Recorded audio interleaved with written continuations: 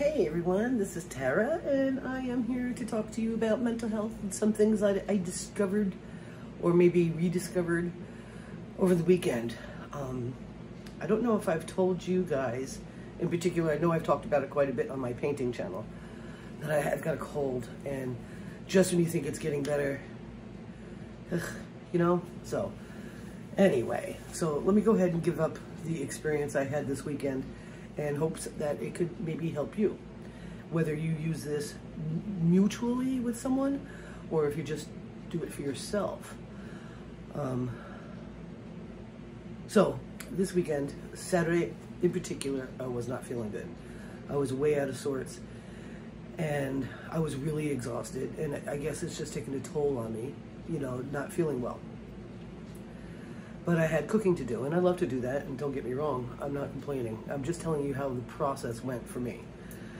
The unfortunate thing was, Baby Cakes, my fiance, was having an off sugar day. Now, he's a type 1 diabetic, and that has a lot to do with his moods and whatnot, and he just wasn't right. He wasn't feeling good, and so he was not as much help as normal. Normally, we are in the kitchen together, doing it all together. He just was out of sorts. Now, of course, so was I, and eventually, you know, I got done with everything. I finished all the cooking, made some really cool chicken 3 different ways. I did a baked chicken thighs. I made my own shake and bake for the other thighs, and then I did boneless, skinless thighs and an Indian tikka masala with habaneros and onions. Pretty sweet. So, well, hot. Anyway, so that's, you know, some of the things I cooked. And Wayne was just out of sorts, so he really couldn't participate as much. Not that he wasn't of help, because he got everything downstairs, you know, it was weird. But by the time I was finished, about 3:30, I came down the stairs, because we have a 3-room apartment. Basically, part of the garage is the studio. Then we have a room, but it has no windows. So we use that like for clothing storage and getting ready and, you know, just giving us more room in the other part. So I go down there and I'm sitting there and I'm like, I guess because he wasn't feeling so good and he was scrolling through his emails and getting angry about the world and its current position. And I just like kind of lost it on him, like, you know, I don't want to hear it. You know what I mean? So we ended up having a pretty decent fight, and we do that. We're trying not to, really trying not to, but let me just go ahead and tell you the story. So I went to bed about 4 o'clock. I'm like, I was beat. And I went to bed mad. And I stayed in bed off and on till all night, really. I woke up around 8 or 7:45 and ate something and watched a little TV and went back to bed. And I was still pretty angry. He was trying to be very nice at that point because he knew I was pissed. And, which I appreciate. Because, you know, sometimes when you get into an argument and it keeps going and going because you just can't let go, or they can't let go, or you both can't let go, it's nice when somebody takes a break on it. So, I went back to bed and I started to, you know, use my dream state. I use that a lot to try to get myself in better shape. And one of the things, you know, I was asking for my own guidance or God's guidance. You know, this may be something I already knew to do, or maybe something I've even talked about before with you guys. I don't know.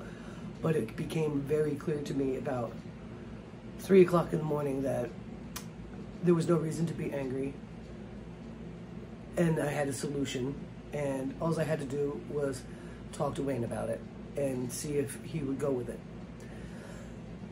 If not, I was going to go with it. Sometimes when we're having troubles with our mental health and going through long periods of darkness, especially if you get sick or have some sort of illness that affects your mood, like he has diabetes, and I have just like this cold that is just driving me insane, you don't think to pull the brakes up. So what I came to was that, Wayne and I have something really profound, and he's amazing, and I'm amazing, and we are probably, I'm not going to say probably, that's so weird. We're meant to be together. We should have never broke up when we got together 20 years ago. This would be a whole different situation. This whole world would be a completely different place. However, that didn't happen. We went on our separate ways, and we found each other again a few years ago. What I decided was I can no longer allow the outside to influence the inside as profoundly as I have been allowing it, and neither can he. So I said to him, when I got up, and instead of talking, because he was back to being pissed off at me, I messaged him, and I said, hey, when you get done waking up, I do want to talk. And he was like, well, I gotta go do the dump run, so talk now. So I went over, and it takes me longer to get started, which is funny, because you see me on here, and I have no problem. It takes me longer to get started. I want to word things correctly. And I told him, I said, listen, babies, we're amazing. And, all that outside influence is really getting to us, and it's going to win if we keep letting it. And he was like, what? And I'm like, we cannot allow those evil bastards out there in that world to continue to influence us and make each other upset and be mean to each other and treat each other badly because of what is going on out there.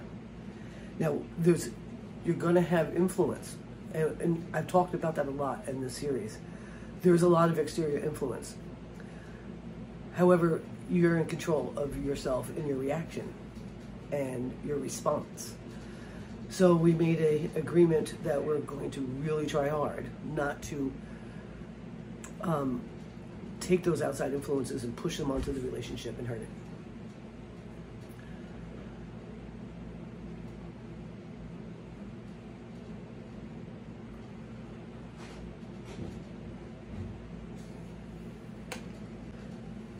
Now, if you are having issues, and maybe you're going to notice that you're having issues also in your relationships because of what's going on in your life, even though there is outside influence, it's important that we take care of each other.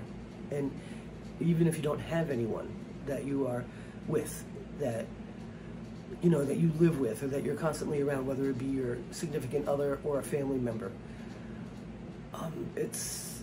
even if it's just you alone, you live alone, it's important that you start not allowing outside influences to poison what you have that is good. Easier said than done. And he said, you know what? Yeah, let's try that. Let's do that. And it took us a while throughout the day to get ourselves back into a proper perspective of what really life is important about. But I really want to share it with you guys, because I think that you can apply it to yourself, you can apply it to your relationships with your family, you could apply it to your relationships with people at work, and all that. Excuse me. So I wanted to share it with you. I don't know if you guys have gotten any of the books yet. I haven't dug real deep yet into that. I've just been trying to keep my head above water right now. But I wanted to share that with you, because I think that my experiences as we go along with this journey together could possibly help you. And I love to hear your experiences, because your experiences can help me. We're not alone, but we are the ones. We are the ones. And we can really, when it comes to those outside influences, especially very negative ones, like if you're not aware of the evil ones out there, you need to get aware. You need to know that they're there, and they are trying to win by breaking us down. And we can't let them. The more that we say, no, that's not going to do that today, the better it is for us, and the worse it is for them. They've painted us into this black hole for a reason, because we're much more easily controlled when we're in this state of fear. So we've got to break that cycle so that we can find our own peace and our own happiness and our own love and abundance, because we have that. They're just trying to hide it from us. And if we keep letting them, then we're part of the problem. So we need to be part of the solution, and maybe sit down with your loved ones, especially if you're going through, you know, depression or what's going on, you know. If you're experiencing that right now, you're probably affecting your relationships with it. So it's time to sit down and make a pact, either with yourself, your loved ones, your family members, that we're not going to push it onto the relationships. We're going to remain strong and work through this, because we've got this. And the more that we move in that direction, the less outside influence can affect us. And that's even more better. So with that being said, I'm gonna get out of here. I put this in 2 different videos. I'll put them together. I need to get to some painting. I'm tired though, but I need to get something done. I'm one of those people, I can't not get something done. Like, I can't just lay there. I can't. But yeah, so yes, we did make it through that fight, and we made it out better than we were before. And I think it's really important that we pay attention to how the outside is, you know, influencing us and how much we allow it to. So we need to know it's there, and we need to do something about it for ourselves. Hi, puppy. Poor puppy. She's so sensitive to us. But anyway, I love you guys, and I hope that you're having a beautiful day. I don't know if you can tell, but it's snowing. We are having a good old-fashioned blizzard, pretty much. We're going to get over a foot today, and then again on Wednesday. Not a fan. It's pretty, though. Want me to show you? Let me pick you up, bring you over. Closer to the window. Yeah, I'm collecting boxes to get packing. I gotta... Oh, in case you didn't notice, that's another influence that's going on. Somebody decided to sell the house from under us, and we have less than 2 months to find a place to live. Isn't that fun? Look at that snow. Crazy. So anyway, oh, there's my baby girl and me and Dakota.